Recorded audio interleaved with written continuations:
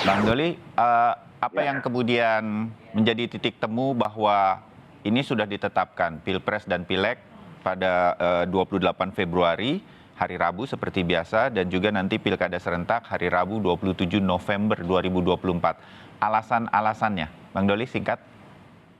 Pertama, sebetulnya itu baru keputusan antara yang bekerja bersama yang dibentuk oleh Komisi 2, KPRI, bersama dengan Kementerian KPU, Bawaslu, dan KPRI. Itu berdasarkan rapat kerja yang kami lakukan di masa sidang yang baru. Gitu. Jadi nanti ini dalam seminggu ke depan juga kami akan melakukan termasuk dengan diskusi yang lain. Oke. Bahasannya dan kemudian keputusannya di dalam rapat kerja kembali nanti di Komisi 2 di DPR. Jadi terus keputusan bersama. Kami memang kemarin agendakan kita mulai dari penetapan hari pencoblosan sehingga dari saat bisa menghitung mundur tahapan-tahapan isu apa misalnya lainnya. Bang Doli mungkin bisa menanggapi. Ini belum pasti kan, masih sementara dan semua masukan ini masih bisa diterima, termasuk bisa nggak tahapannya disederhanakan? Iya, jadi kita sebetulnya sekali lagi saya katakan ini prosesnya masih agak panjang, ya, karena kenapa kita tidak terlalu membuka sekarang? Pertama ini bukan rapat kerja formal ya.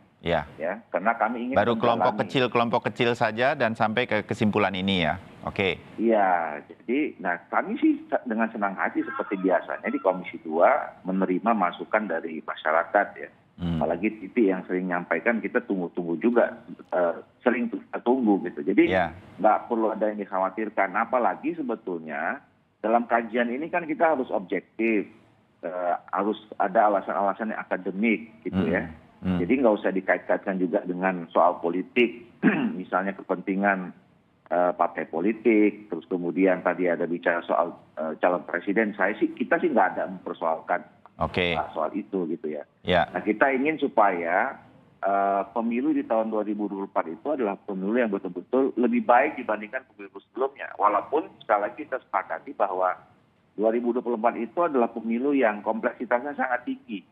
Belum pernah kita lakukan selama sejarah di Indonesia ya. Baru pertama ditumpuk sekaligus. Oleh karena itu kami ingin membedahnya gitu, mengelaborasinya supaya nanti kita bisa tahu. Nah soal tahapan saya kira setuju. Kami ini juga utak-atik itu kemarin ya soal tanggal itu. Misalnya pertimbangan-pertimbangan yang tadi disampaikan oleh Siti, misalnya nanti apa nggak terlalu jauh gitu ya.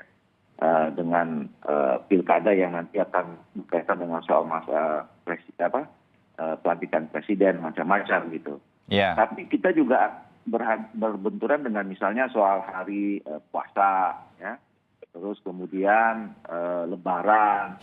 Jadi pusing memang ya menentukan tanggal ini juga terbayang saya.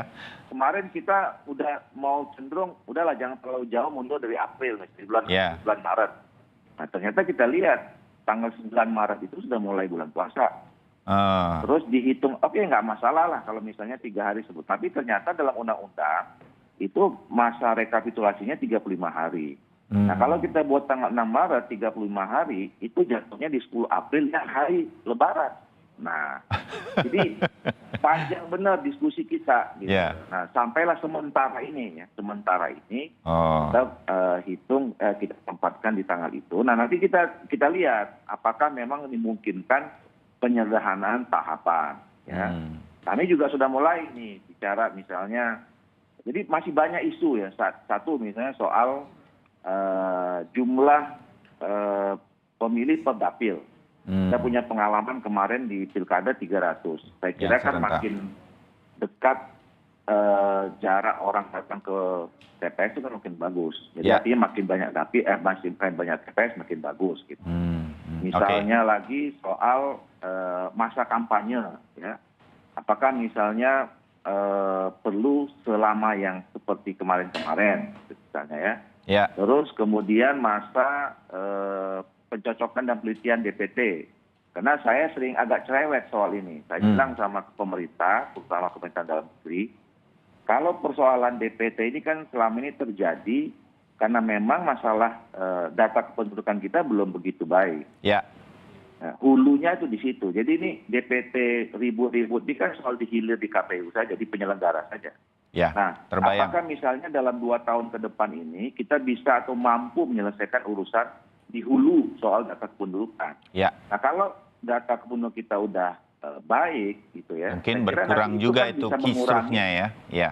Bisa mengurangi tahapan yang selama ini meribetkan, katakan begitu ya, oleh teman-teman penyelenggara. Nah, jadi sebenarnya masih banyak isu yang akan kita bahas. Nah, kita punya target, Mas Wahyu, Mas Bayu, bahwa kita ingin selesaikan paling tidak dalam seminggu depan.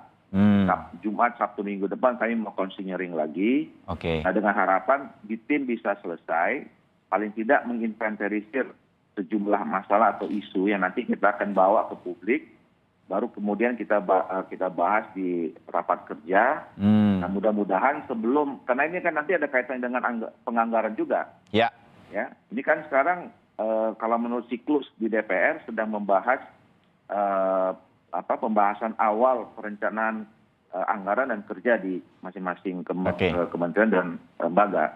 Ya. Dan itu batasnya nanti tanggal 14 sampai 16 Juni ini kita sudah harus konsinyering juga membahas anggaran itu. Nah, mudah-mudahan kalau kita sudah punya gambaran, paling tidak kita sudah sampaikan kepada pemerintah untuk 4 tahun anggaran ke depan mempersiapkan penyelenggara pemilu kira-kira desainnya seperti ini dan konsekuensi anggarannya adalah seperti ini ya. Itu yang mau kita kejar sebetulnya. Ya.